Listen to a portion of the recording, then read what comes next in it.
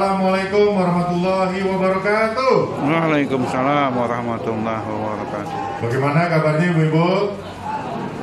Ibu-ibu sehat? Ya. Alhamdulillah. Bapak-bapak, gimana kabarnya? Sehat? Alhamdulillah. Terima kasih buat Pak Wakil Camat, Pak Lurah, narasumber kita. Tepuk tangan dong buat Bapak Wakil.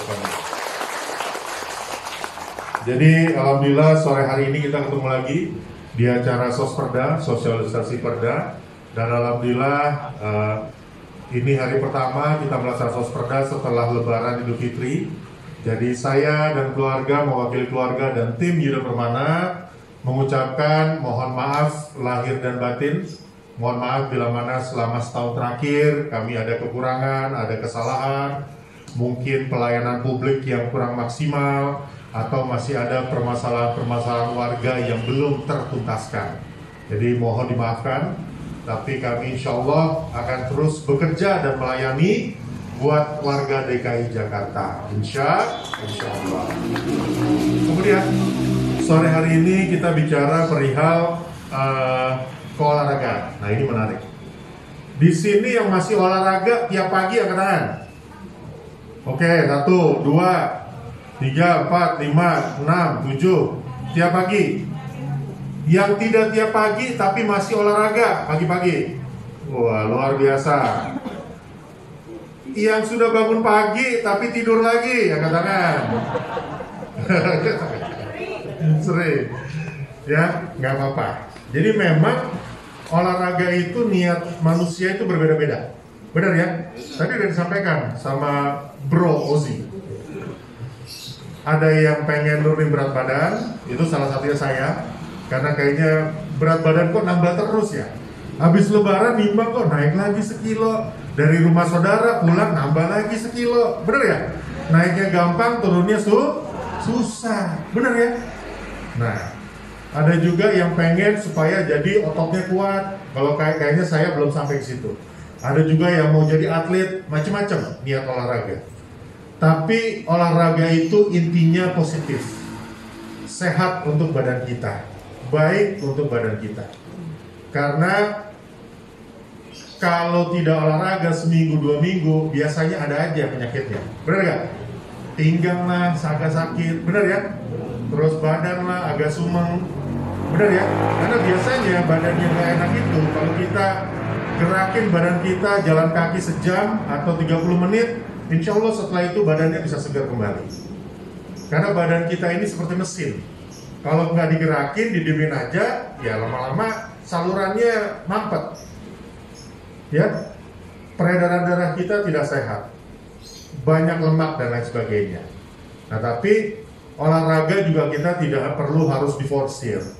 Banyak ya, ada badan yang nggak kuat karena terlalu diforsir olahraga, akhirnya pada saat olahraga meninggal dunia. Ada ya? Pada saat main bola, main tenis, main golf, karena terlalu diforsir. Tadi sudah disampaikan, kalau lagi sakit, lagi dehidrasi, lagi tidak enak badan, ya jangan dipaksain olahraga. Kalau sudah itu namanya alarm bahwa badan kita tuh istirahat dulu, jangan capek-capek, waktunya untuk tidur gitu loh. Karena kalau mesin nyala terus juga lama-lama tensi radiatornya jadi panas. Sama seperti manusia juga seperti itu. Cuman manusia ini, badan kita ini jauh lebih pintar daripada mesin atau komputer yang dibuat oleh manusia. Nah, Bapak Ibu, olahraga buat kita ini sangat penting, terutama dalam kita hidup bermasyarakat atau bersosialisasi. Kita harus berikan apresiasi buat Pemprov DKI Jakarta yang sudah membangun banyak sekali lapangan-lapangan olahraga yang ada di sekitar kita. Tepuk tangan dong. Ya, tadi seperti disampaikan, ada Jakarta International Stadium. Keren nggak? Keren. Ya, tadi sudah disampaikan harus menjadi stadion kandangnya Persija. Di sini pendukung Persija mana? Saja teh. Tepuk tangan dong. Nah, tapi saya baru diskusi, ternyata tidak semudah itu. Jadi stadion kandang salah satu klub sepak bola yang di bawah FIFA atau apa sih yang kalau Asia tuh? AFC ya? AFC. Nah, saya sudah diskusi dengan teman yang kebetulan menjadi salah satu pemilik Persija, pemegang sahamnya, menyampaikan bahwa untuk bisa Persija menentukan Jakarta International Stadium sebagai stadion kandang mereka pada sesi musim ini, itu harus ada syarat-syarat yang dipenuhi oleh JIS-nya. Jadi bukan Persijanya, tapi dari stadionnya yang syarat-syaratnya harus dipenuhi. Karena Persija adalah klub sepak bola yang di bawahnya AFC atau FIFA, maka ada standar tertentu, harus mendapatkan persetujuan atau lolos uji kelayakan dari PSSI dan penyelenggaranya, yaitu PT Liga Indonesia Baru. Nah, sekarang tuh masih dalam proses uji kelayakan. Dicek tuh rumputnya cocok sesuai standar atau tidak, stadionnya gimana, tempat duduknya gimana, sirkulasi udaranya bagaimana, pencahayaannya bagaimana, tempat pemainnya, istirahatnya, ganti pakaian, kamar mandinya, dan lainnya semua dipikirin, dicek semuanya. Kalau sudah lolos, baru bisa diputuskan sebagai stadion kandang Persija. Tapi tidak juga sampai di situ, ada hitung-hitungan bisnisnya juga. Karena dalam melakukan kegiatan kandang, itu ada hitungan bisnisnya. Ada biaya yang harus dibayarkan oleh Persija kepada pengelola Jakarta International Stadium, yaitu Jakpro. Nah, di sini yang belum ketemu, ya, karena dari Jakarta International Stadium masih memberikan harga yang terlalu tinggi, yang harganya di atas dari harga sewa kalau di Gelora Bung Karno. Nah, ini yang belum ketemu. Mudah-mudahan dalam waktu dekat bisa ketemu kesepakatan bisnis to bisnis. Akhirnya Persija bisa memiliki atau Jakarta International Stadium menjadi stadion kandangnya Persija. Amin ya rabbal alamin. Bapak Ibu, Persija sudah berdiri sejak lama, dibilang macan kemayoran. Jakarta International Stadium ini dibangun tujuannya untuk menggantikan stadion-stadion sebelumnya, Lebak Bulus dan yang di Kuningan, Menteng, Stadion Menteng. Sebentar ya, saya minum dulu.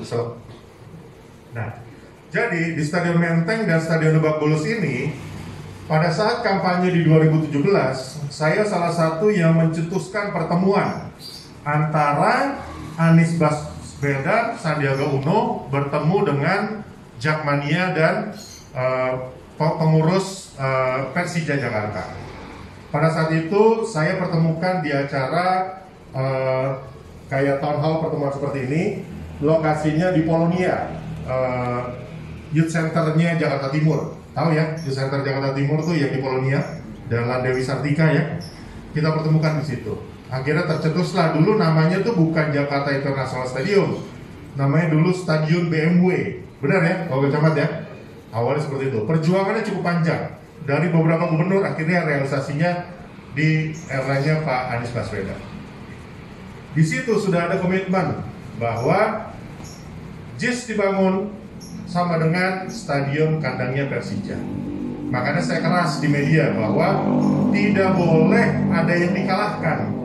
Jangan sampai Jakpro sebagai pengelola Jakarta International Stadium hanya memikirkan bisnisnya saja. Ngerti ya? Jadi kalau mikirnya bisnisnya saja, insya Allah nggak akan ketemu. Nggak akan ketemu. Karena yang dipikirkan adalah bisnisnya. Tapi yang harus dikedepankan adalah olahraganya, budayanya, gitu ya. Bahwa warga DKI Jakarta identik dengan Persija.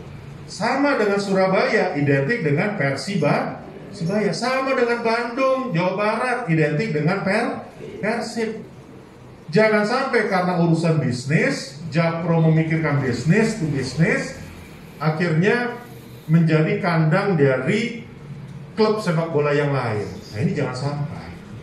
Jadi harus ketemu tuh antara Persija dengan Jakpro, menentukan kuota, harga, bisnisnya gimana. Ya, jangan sampai tersisihkan, akhirnya Persija gagal lagi punya stadion kandang milik sendiri. Nah, mohon dukungan dari Bapak Ibu semua bahwa kita dukung bersama sesuai dengan janji kampanye Pak Anies Baswedan dan dulu Sandiaga Uno bahwa JIS sama dengan stadion kandangnya Persija.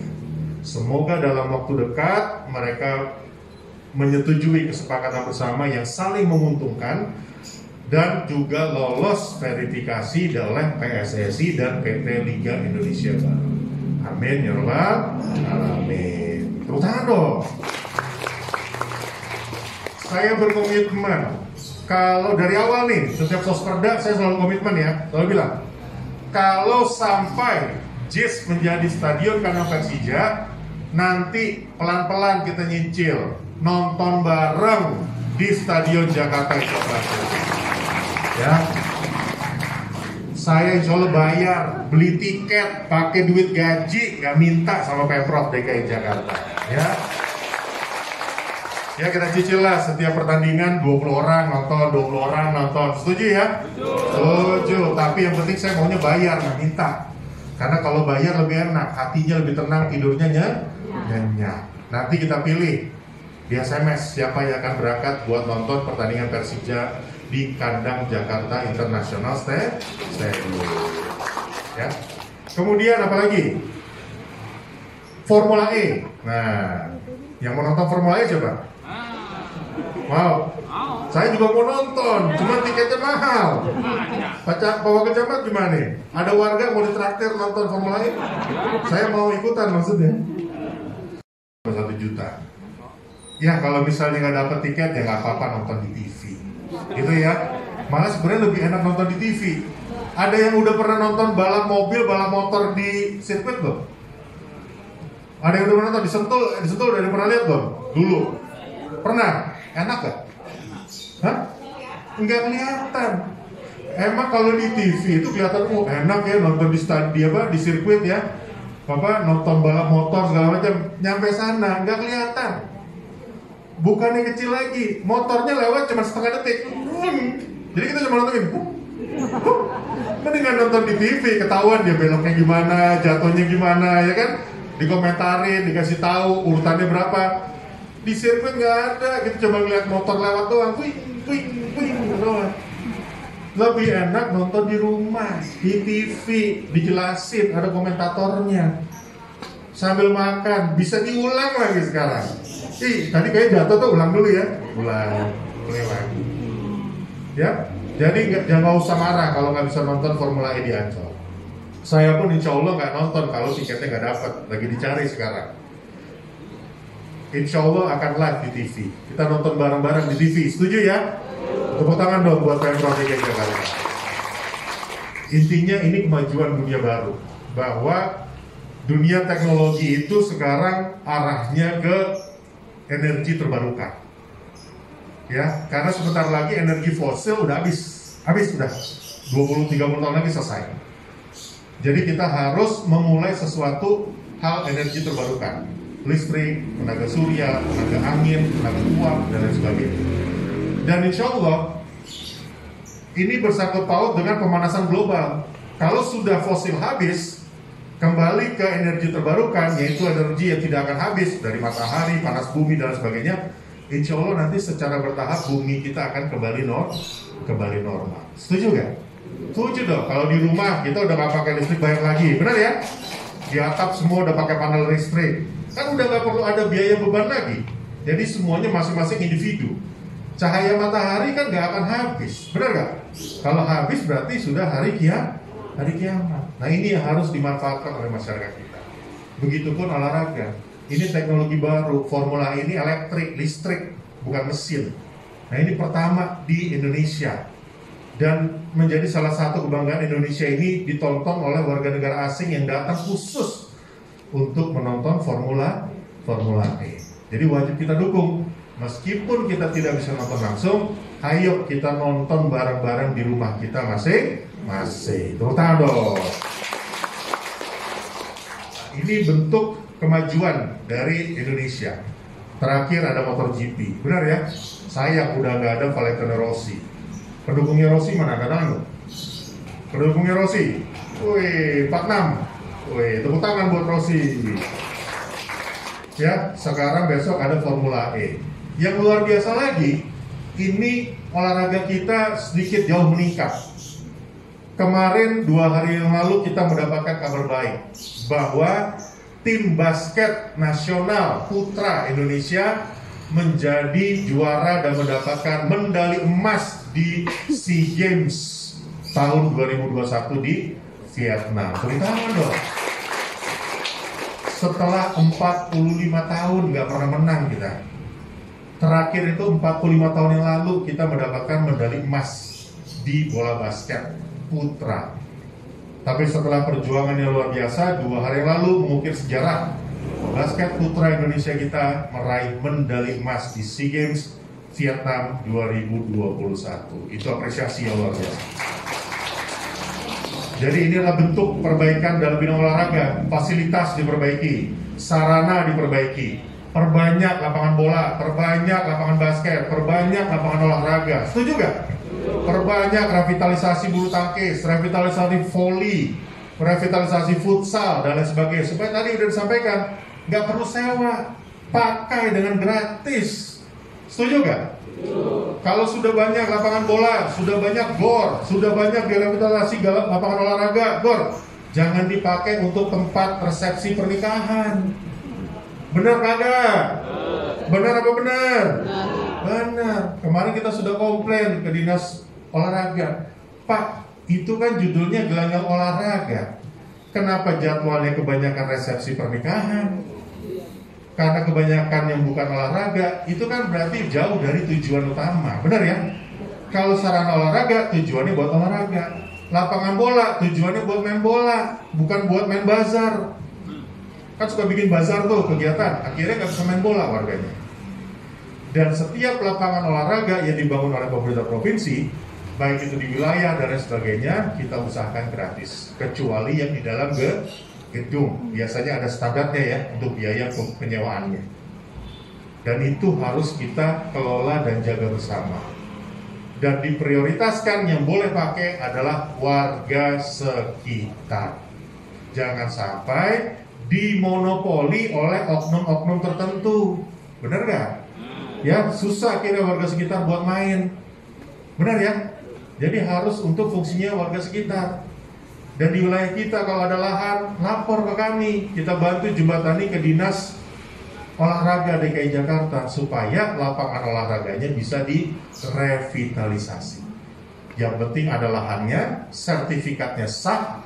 Yang ketiga, pemilik memberikan izin secara tertulis, lahannya boleh dipakai sebagai lapangan olahraga selama 5 tahun. Udah itu aja syaratnya. Tinggal lapor ke kami. Nanti kita yang jembatani ke Pemprov DKI Jakarta. Nah, kalau itu sudah berjalan, insya Allah kualitas atlet, kualitas anak-anak muda kita akan lebih sehat. Setuju gak? Ya, nggak main handphone aja, nunduk aja, bener gak? Perbanyak kayak zaman dulu loh. Saya kalau udah sore nggak pernah di rumah. Habis sholat asar udah berangkat, main galasin, main gundu, main petak umpet, ya kan? Main biji karet, bener gak Pak? Main deprok bulan. Udah nggak mau, maghrib azan itu udah tanda kita pulang. Allahu Akbar, baru kita lari. Kalau lewat azan belum pulang, orang tua udah pinggang di depan rumah. Bener gak? Ini yang harus kita kembalikan. Biar anak-anak kita main di luar tanpa pakai handphone daripada di rumah main handphone terus. Suruh dia bersosialisasi, suruh dia berinteraksi, suruh dia olahraga. Karena sekarang sudah mulai luntur, nggak ada lagi yang main biji karet, nggak ada lagi yang main bekel, galasin. Galasin itu sudah menjadi salah satu permainan olahraga langka. Nggak ada yang main, catur. Catur itu ternyata salah satu olahraga untuk pengobatan orang yang kena narkoba. Ini luar biasa loh. Nih, Pak Camat, Pak Lurah, kalau mau bikin lahan-lahan, bikin tempat untuk bermain catur. Karena dengan berpikir itu memperbaiki generasi otaknya. Jadi orang-orang yang kena narkoba itu biasanya diperbaiki dengan sering bermain catur, supaya bisa mengurangi keinginan untuk dia menggunakan narkoba. Kalau bisa diperbanyak tempat-tempat main catur di taman-taman, di RPTRA, insya Allah anak-anak yang kena narkoba bisa jauh berkurang. Amin ya rabbal alamin. Itu ya. Apa? Catur, ya benar Pak. Ini benar catur. Murah meriah dan efeknya baik. Yang terakhir, masalah pelayanan publik. Ini saya ada kartu nama, nanti dibagikan, disimpan baik-baik. Saya minta pulang dari sini di wilayah kita cek kebutuhannya apa. Ada warga yang kekurangan, atau warga yang membutuhkan, atau warga kita yang jasanya masih ditahan dan lain sebagainya. Apa saja yang berusaha dengan Pemprov, kecuali pinjaman online, kita siap menjembatani seperti biasa. Nomor yang udah dibagikan tetap aktif, tetap insya Allah pelayanan publik responsif, dan insya Allah kita akan terus menjalankan program ini seterusnya dengan baik. Dan kita minta Bapak dan Ibu jaga wilayahnya dengan baik. Jangan sampai ada yang kekurangan. Jangan sampai ada di wilayahnya yang anaknya kekurangan gizi. Itu penting ya, jangan sampai ada yang kekurangan gizi. Kita dosa kalau ternyata tetangga kita 2 rumah dari kita ternyata ada yang kekurangan gizi. Itu yang dosa siapa? Kita. Kenapa? Karena kita punya akses ke pemerintah, tapi kita nggak ngecek, kita nggak lapor. Gampang, tinggal lapor ke puskesmas, dinas sosial akan dikirimin, dicek semua itu sampai si bayi tidak kekurangan gizi lagi. Ada yang ijazahnya ketahan, kalau nggak kita bantu, kita yang dosa. Karena apa? Kita punya akses ke pemerintah provinsi, tapi kita nggak mau bergerak untuk membantu warga kita yang membutuhkan. Ada warga yang butuh tongkat, kita diam aja. Yang dosa siapa? Kita yang dosa. Karena apa? Kita diam saja pada saat melihat tetangga kita kesusahan. Jadi tolong dibantu Bapak Ibu semua. Saya akan bagikan kartu nama, nomor handphone masih sama. Insya Allah kita maksimalkan pelayanan publik buat warga DKI Jakarta. Itu saja dari saya, karena sudah mau maghrib. Wassalamualaikum warahmatullahi wabarakatuh.